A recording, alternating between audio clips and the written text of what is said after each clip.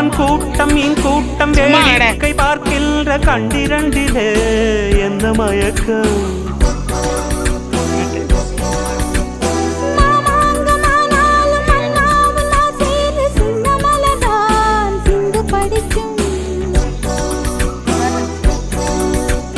கையோடு கை சேரும் கல்யாண வைபோகம் கண்டு கழிக்கும் காலம் பிறக்கும்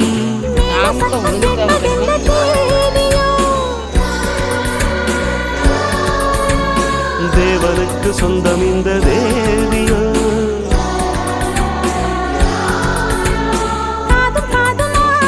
காதல் மந்திரம்